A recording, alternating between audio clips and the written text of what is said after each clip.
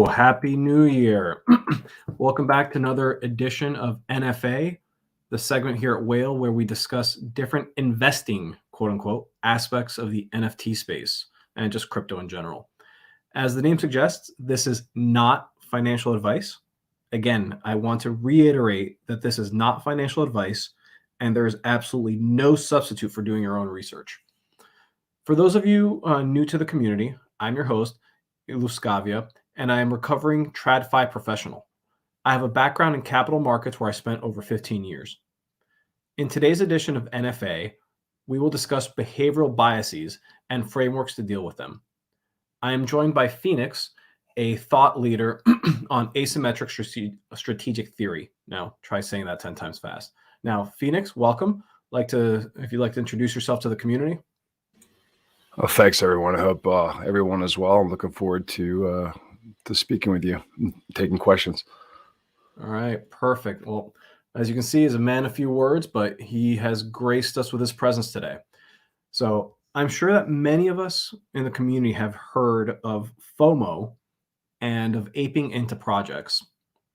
We've also probably likely heard a story, I know one of our mods says it periodically, of someone eyeing a choice NFT, but when it dipped down to an attractive price, they didn't buy it because they thought it might go lower.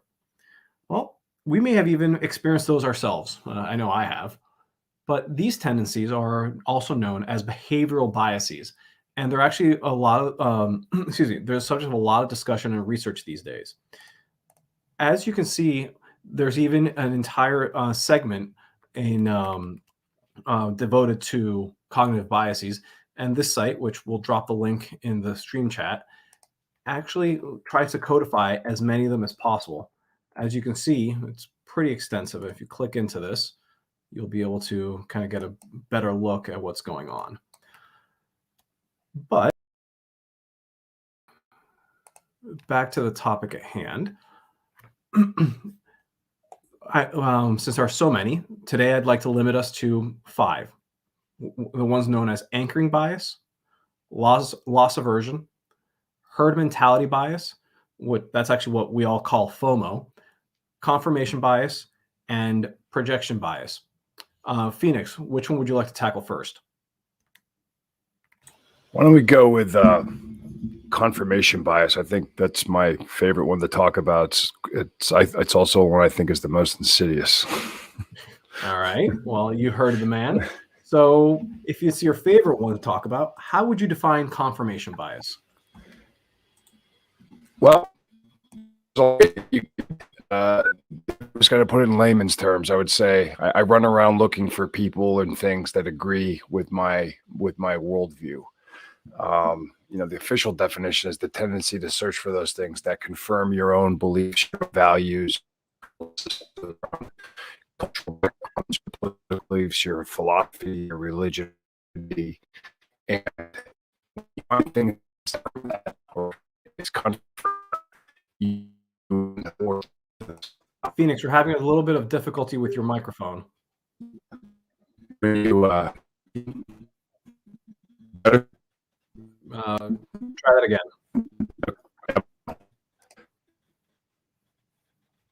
No, seem to have lost you.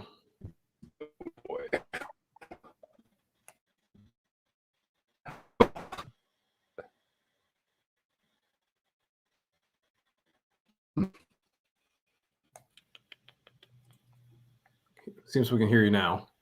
Okay, good. Perfect. Okay. I'll pick up. We're talking about confirmation bias, right? So correct. I think that's the most insidious because I think when we all sort of have this tendency to go out and seek things that validate our own personal beliefs, our own personal cultural ideas, political ideas, religious ideas, and anything that confirms that for us, we're gonna assign validity to,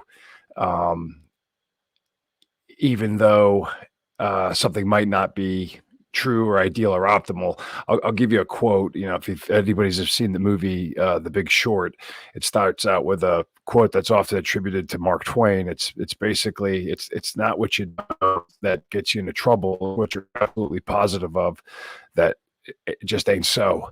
And when we go around seeking things that confirm what we think, we're not very good at our ability to interpret things that might have an ambiguous meaning. We're not able to see other perspectives. One of my favorite examples is if I look at four shapes: a triangle, a square, a triangle bisected in a square with an X in the middle diagonal. If we looked at those things in and of themselves, we could confirm that that is a triangle or that is a square. But in reality, we might be looking at from different perspectives. And oftentimes, we're to our systems of beliefs and we're unable to disconnect from them. We're not going to be able to see things for the way that they are, because the various biases that are confirming our own thoughts, they're shaping how we see things. And since your mic cut out for a moment, what you were saying is that what you're actually looking is the top down of a pyramid, correct? Correct. Yeah, or the side or the bottom or a different angle of it. Yeah. Yeah. Well, that's a pretty good example. So the point here is that we need to be careful by the way we view the world, because our own sort of background and expectations might have us weigh certain information more heavily than we need it to. When you think of what it is that makes up your mental state, your interpretation of the world, your filter, your lens, whatever it is that you believe, whatever it is that you think, whatever it is that you've learned is going to directly shape how you make observations. It's going to shape how you see things. It's going to have a direct effect as you look from the inside out. So you have to be very mindful of that, because your own personal view, your own interpretation of the world might not be aligned for what it really is. All right. Everybody's going to have a different view from a different perspective. No, that's very valid. I mean, we all bring our own baggage and our own perspectives into all of our decision making. But given that this is such a, as you said, pernicious behavioral bias, how can someone guard against this? Is it a factor? Is it a sort of a function of speaking to a trusted advisor, being able to talk to a friend? Maybe it's just being aware that this is going on that leads us to this. Yeah, great point. Great question. I think that the more interest you take in understanding bias and biases, and that beautiful codex that you have up on the screen from the Visual Capitalist, once you become aware that there are things inside of your mental makeup that are shaping the way that you see things, that are shaping the way you formulate decisions, that are shaping the way you act. Once you become aware of that and you start analyzing that internally, I think that you're able to break it down and make an effort to disconnect, to basically challenge yourself, put something to the test. There's a thing called the Hegelian dialectic where I have a thesis, and right off the bat, if I'm going to oppose that thesis, I'll take the antithesis or the antithesis. I'll go to the complete opposite, and I might work my way back in the middle to create what would be called the synthesis. That maybe the extremes are the wrong ends, and maybe they're somewhere in the middle. But I'm not going to be able to do that unless I'm able to shatter my model, my mental models. If I'm not able to shatter them, and if I'm not able to challenge those things, then I'm going to be subject to, I'm going to be subordinate to my biases. I'm not going to be in control of them, or I'm not, my awareness of them is not, and my awareness of my inability to account for them is going to misshape my view of the world, which in turn is going to have a negative effect on my action, my decisions and my actions within it. Okay, so awareness is not enough. It's awareness plus a process, or at least a procedure that an individual can work through in order to try and come up with, or to come to a sort of a better decision. It's not just off the cuff knee-jerk reaction. Now, okay.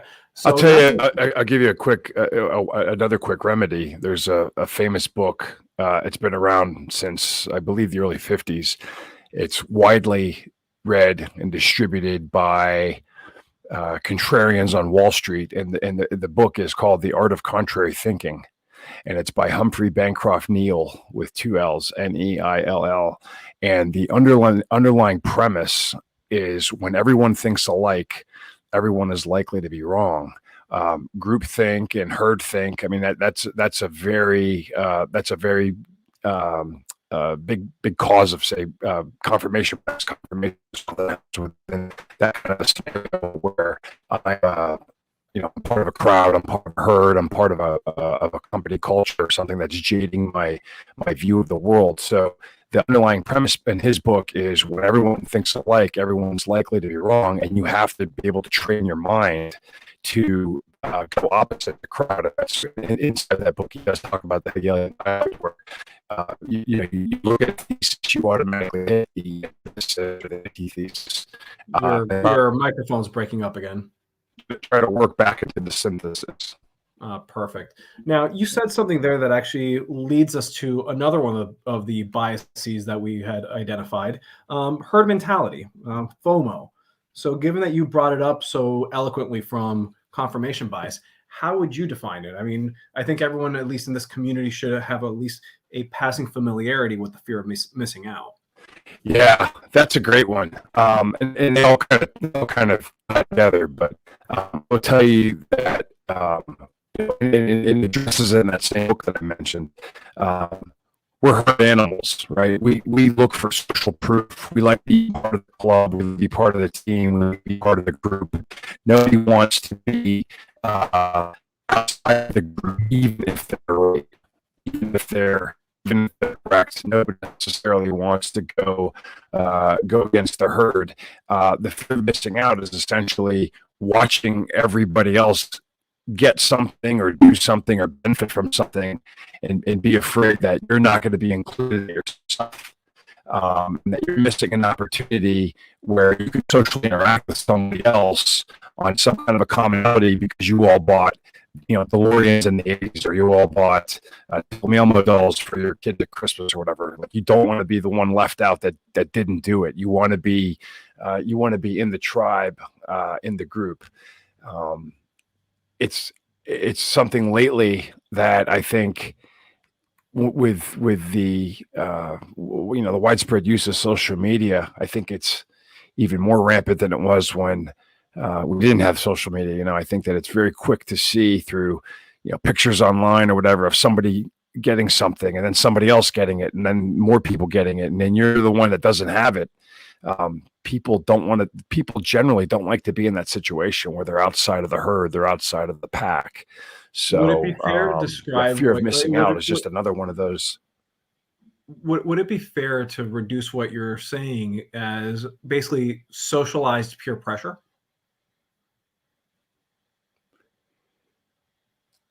I think that's fair to say. I think because of some of the psychological aspects of peer pressure amplified via social media. I think that's a fair assessment of it. Yeah, for sure.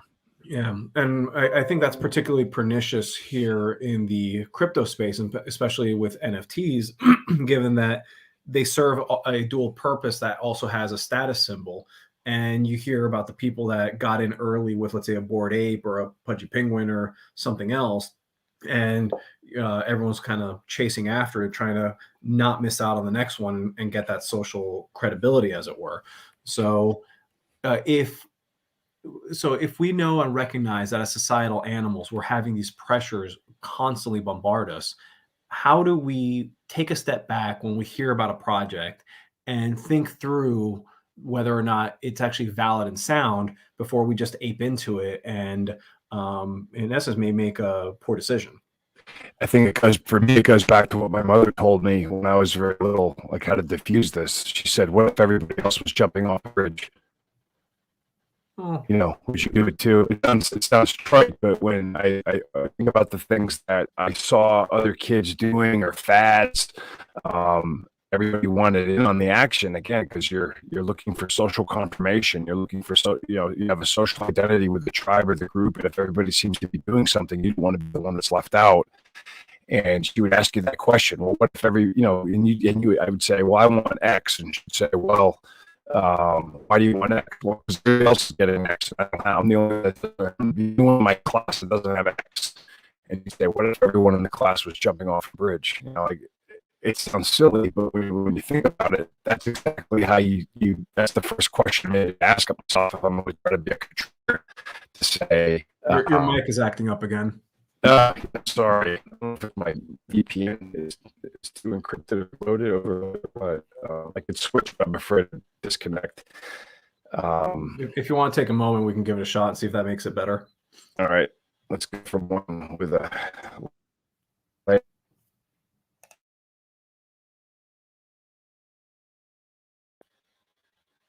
Okay, how about now?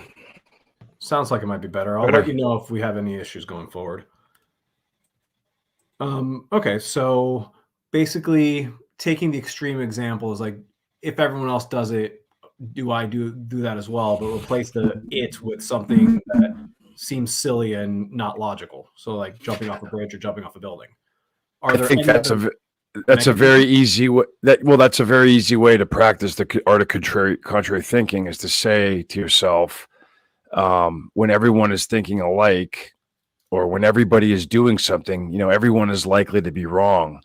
And maybe I should be the one to question, to challenge, to take the opposite view and see if it leads me to somewhere else. Because if they're all being led to ruin, I don't want to be led to ruin too. I want to be the one that had challenged it, and didn't go along with the group. I'm okay to be. I find everybody thinks, yeah, your mic is acting up again.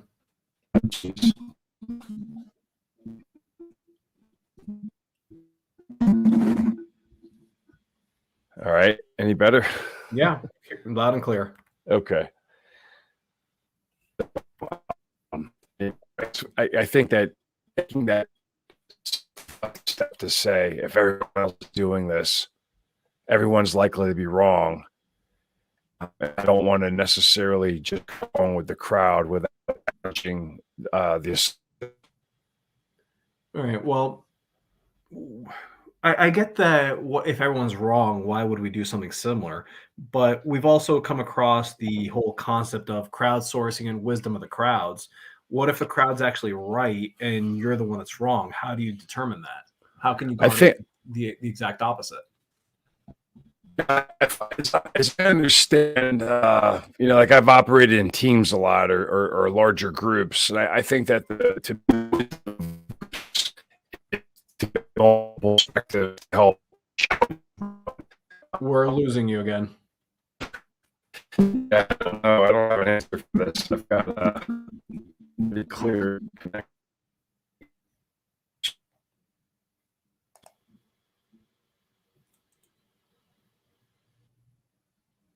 What about now?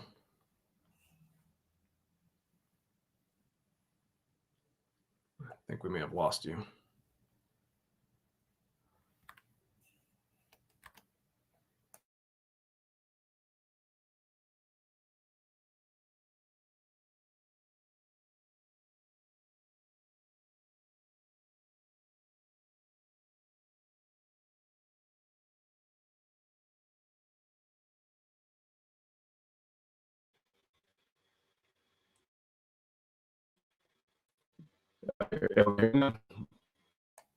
Still garbled.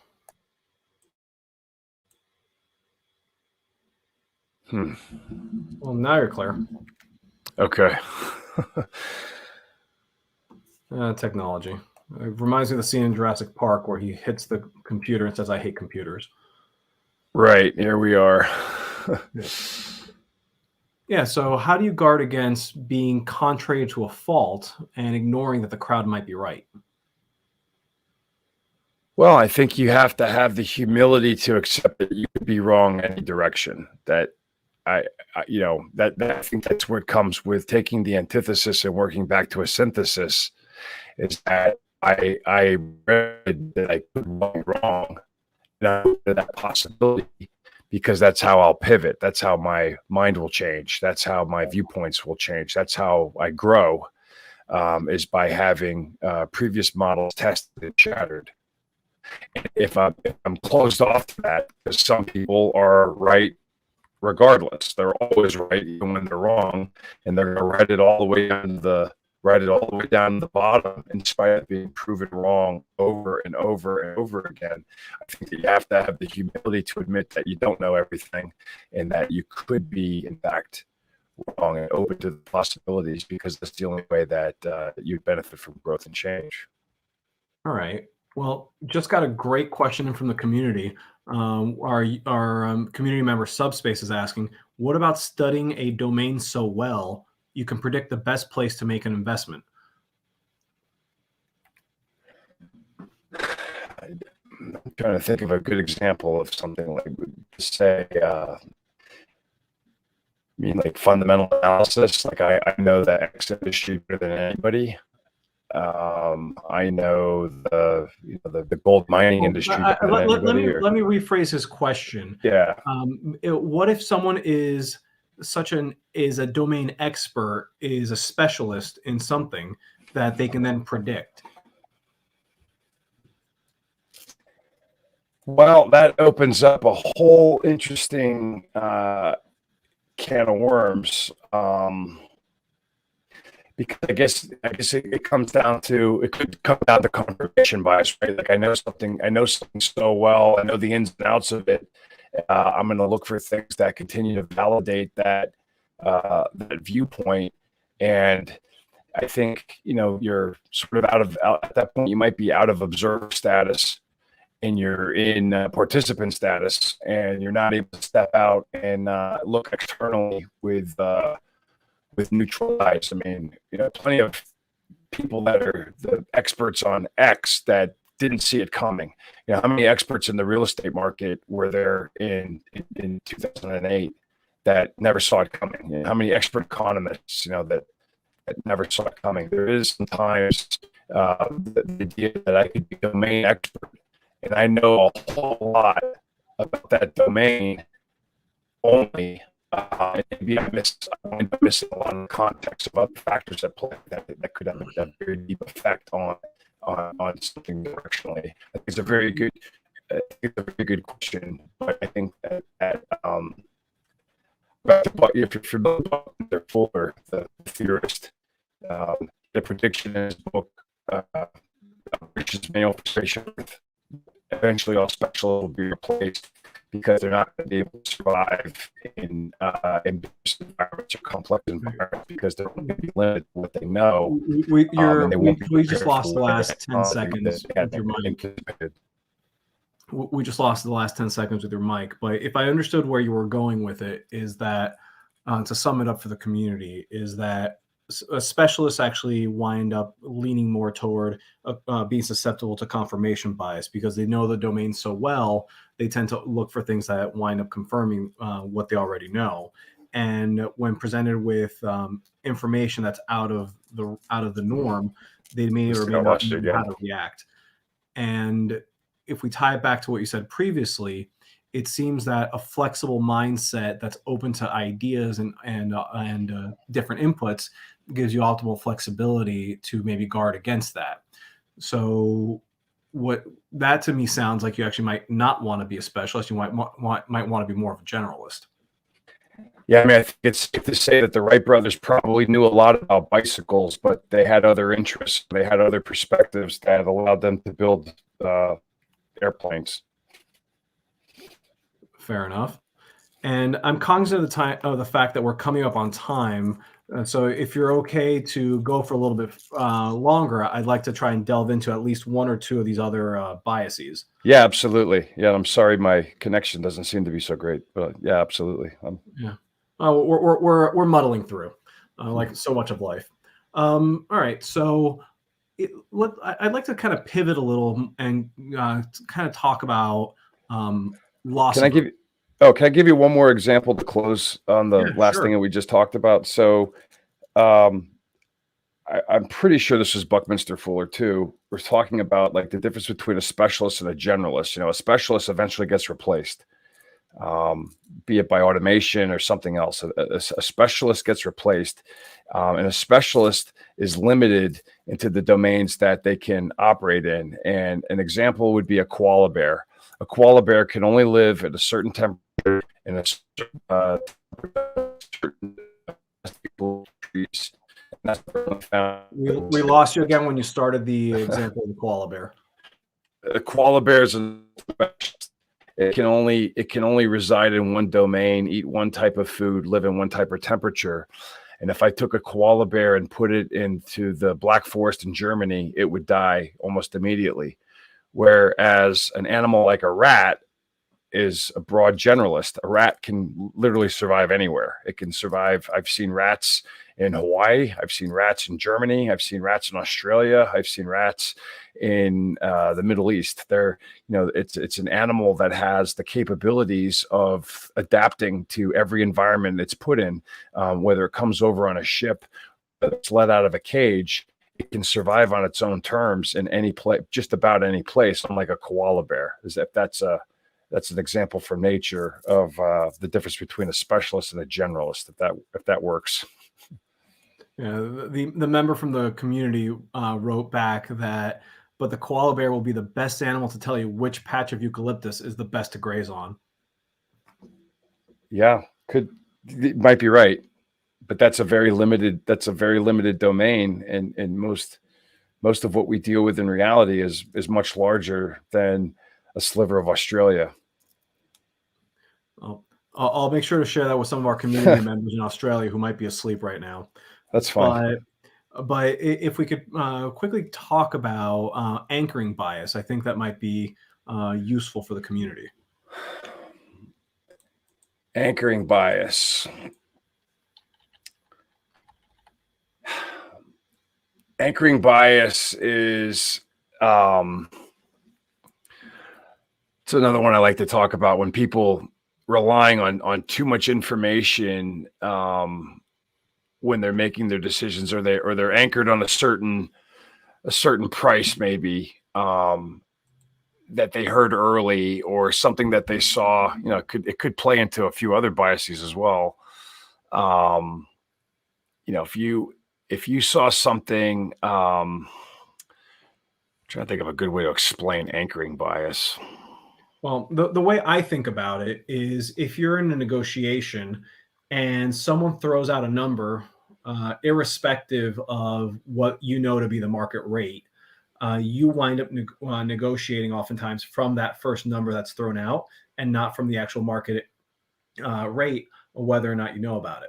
Because since it was the first number that was thrown out, it becomes the anchor for the negotiation. Right, and everybody will compare and make estimations off of that point, which may or may not be relevant or pertinent to what you're speaking about. If you I guess in a negotiation, if I had a number in mind, or you had a number in mind, that becomes your reference point. I guess you could be way off. You're holding on to something. Maybe you could be anchoring to, the way something was. Well, it used to be this way. So I have that mindset where I want it to be like it was, whenever it is that I'm pursuing. So, the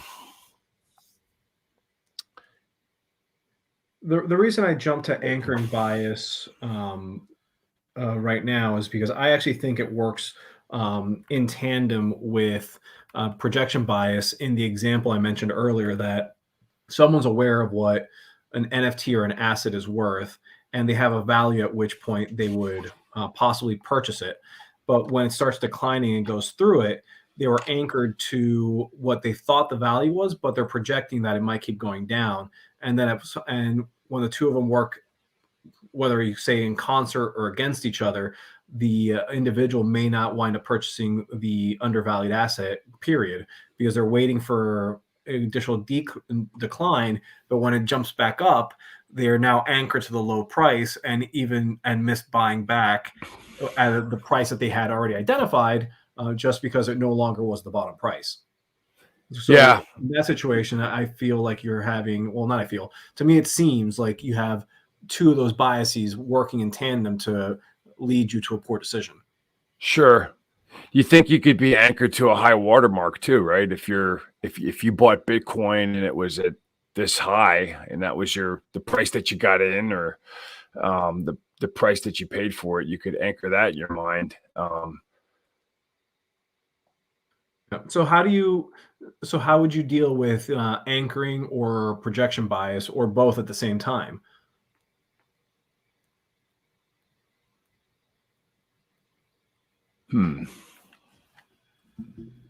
Because if in the first two it was having an open mind, I think open mind gets you only so far in this particular example, given that there are objective numbers at some point that come into play. Yeah. Yeah, no, I'd have to give that one some more thought around anchoring.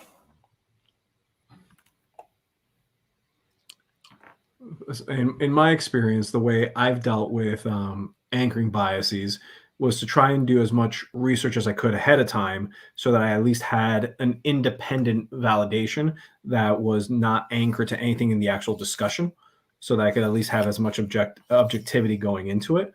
But also being open to that if the numbers proposed in any negotiation or acquisition or what have you was actually above my independently assessed, then I would at least try to incorporate that data as I went forwards to try and have optimal flexibility. The other way I look at it is by having a process by which I arrive at an independent assessment of value. If I've determined that I'd buy that NFT at, let's say, 20% of where it is, if it drops to 30, then objectively, if I've done the work properly, I have a process in place, then I would be buying it the minute it hit 20, or if I see it when it's gone to 30, then I'd be buying it and not waiting for it to hit to 40 below where it was. Yeah, I guess too, in a negotiation or something, you'd have to be mindful of, whatever price is thrown out there. That's the one that's going to be continuously referenced back and forth. That's going to be the one thing that people I guess the first thing thrown out there that initial price, I mean, that's going to have a very significant effect on the conduct of which way a negotiation could go. So you just have to be very, very mindful of that. The other thing too, the person that throws out that price, that could be anchored to where they want it, where they're trying to pull you in a different direction, make you consider things that, again, might not be pertinent to your decision. Yeah. What you want to base your decision on. When I was in college, I took a class on negotiation, and I'll share this firsthand experience because I thought it's illustrative about the anchoring component. The person I was doing the exercise with was given one set of information. I was given another, and it was that I had some old car that I was trying to resell, and I had no knowledge about the vehicle that I was supposed to be selling. But since I recognized I didn't have the data, and I was unaware, I waited for them to make the first offer. And in my prep work, I had come up with a value. Let's say it was 1,000, just to use easy numbers. When they came out with their first offer, 3 times higher, like 3,000, to me that signaled that there was something that I wasn't capturing. Now, I had no knowledge whatsoever, and this is actually going to lead into the question that just came in from the community, but it told me that they had some information that I didn't have that was leading them to a point where they were going to try and get something cheap. So I actually wound up on the fly counter offering them 3 times higher from theirs. So I wound up in a much better situation than I was. But that also educated me about the need for independent research, or rather independent exhaustive research, before going into a negotiation. Now, in that situation, I instinctually understood that they were trying to go at a lower point than what they were willing to pay, which was above what I was willing to go for. And had I made the opening offer, I would have been in trouble. But it goes to show the power of trying to anchor and what signals for the negotiation. Now, the reason I said it kind of feeds into the question of the community, they ask, well, what about instinct? How do you use that in your negotiations? Like, how do you use your gut? Yeah, how do you use your gut? I try not to use it, honestly. I try to be as objective as possible. But but We're losing you again. sorry.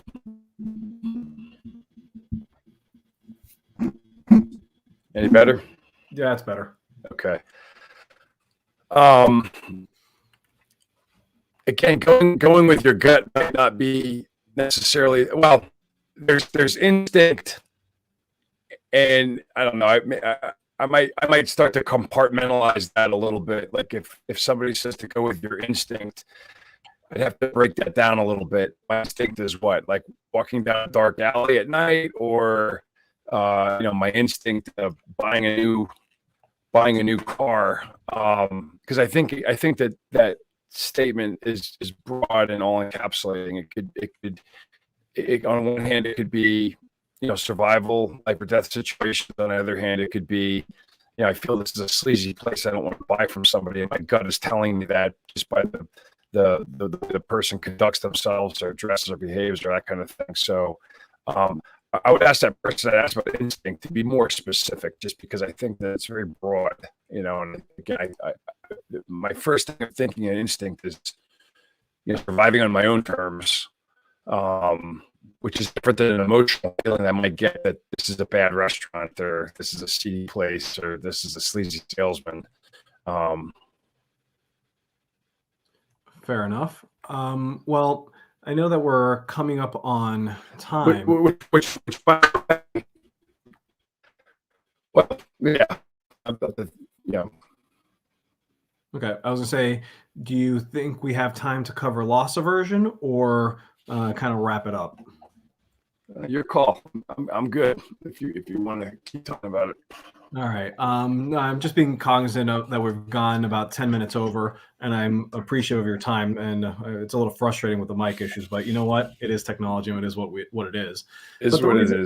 But the reason I wanted to cover behavioral biases today is that these are actually very important. And I don't know if some of our users and community members realize, but at least in traditional finance space, this is increasingly the topic of research and discussion points and articles.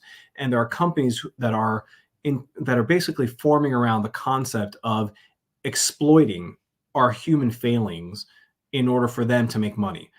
And they tend to do this through the use of machine learning. So like this company, I believe they're out of the UK. They literally use machine learning to parse data and understand what we're doing as humans and how they can make more money off of it. There's entire articles being written going back to 2017. This is an example, that the earliest a good example I could find, that companies are using these behavioral analytics to kind of understand how we as humans make decisions and how they can make money off of our human failings. So to me, this shows that if we are at least aware of this, we can try to understand how the market is behaving around us and try and protect ourselves from not only making silly mistakes, but being the reason that a hedge fund can make even more money based on our failings. And I'd like to reiterate to everyone on the call that everything you've heard is not financial advice, and do your own research. But these are at least ways to try and start implementing frameworks to protect yourself from these biases as you make your decisions. And to sum up what Phoenix mentioned, it's about flexibility. It's about having independent assessments. It's about being humble. And at least from my perspective, if I need to try and be flexible and independent in my thinking, checklists have worked well in the past when I'm assessing something I want to buy. Having a trusted person I can rely on for information, or at least for an independent viewpoint, and just being aware that we're all subjected to these biases makes us all the more resilient against that. And Phoenix, we want to see if you have anything else you'd like to add as far as ways to mitigate it. To mitigate biases. I didn't get that last part. Sorry. Yeah, if there are any additional ways that you would suggest mitigating biases aside from the ones I listed of checklists, trusted advisors, just being aware that there is a bias in the first place. I would look to read, and I would read Kahneman and Tversky's work. An easy one, I think, is Thinking Fast and Slow by Daniel Kahneman.